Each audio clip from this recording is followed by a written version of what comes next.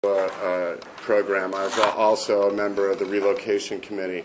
To me, I think it's incredibly important that El Cerrito have a middle school. Now, as I've always stated, I am a pro-middle school person, and I think it's incredibly important. When you look at the size of Castro, yes, it is the right size to hold a middle school. And if I was to go back into the history of Castro, 7, 8 years ago, Castro Elementary had close to 600 kids on its footprint that it is now. So I look at, am I overloading that neighborhood? No, probably not.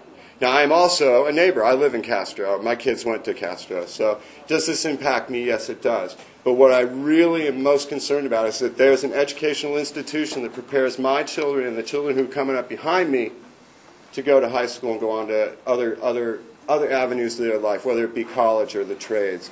To me, it's really important that that fiscal reality be in El Cerrito.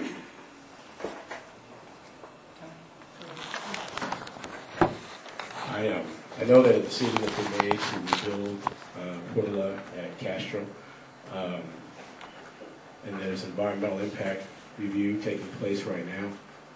I think even though that decision has been made, I think we need to look at all options for how to best make sure the kids are safe seismically, but also that we make strategic decisions about where kids go to school.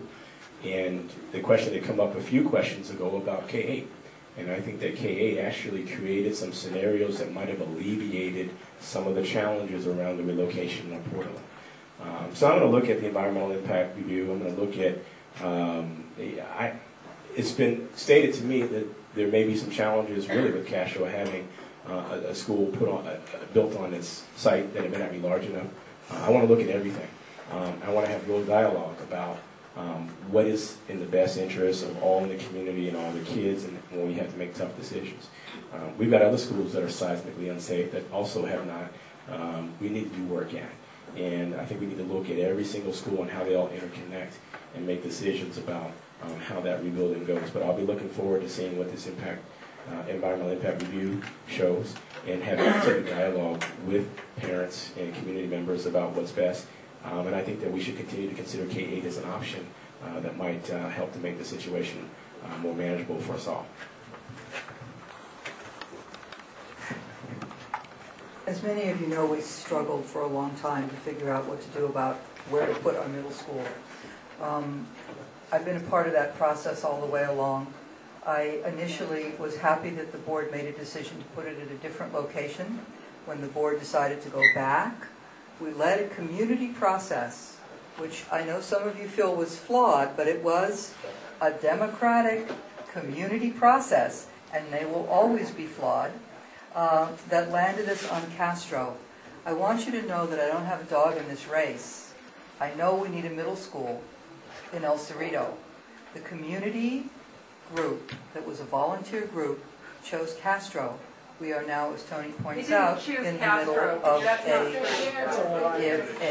we are now in the middle of an environmental impact report. When that report comes back, we will, as a board, review that report and make a decision as to where to go from there. Many people criticize the board for waffling on decisions. Many people criticize the board for acting too quickly.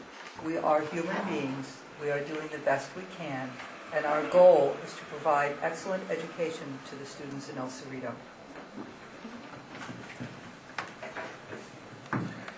I was at those discussions up in the hills of El Cerrito talking about Castro and talking about Portola, and I heard the anger from the community.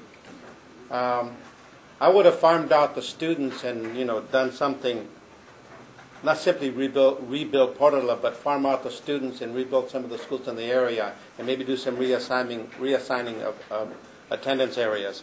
I was disturbed by the discussions that happened, and then felt that sometimes people didn't listen to everyone, and we got into shouting matches. It could have been handled a lot better.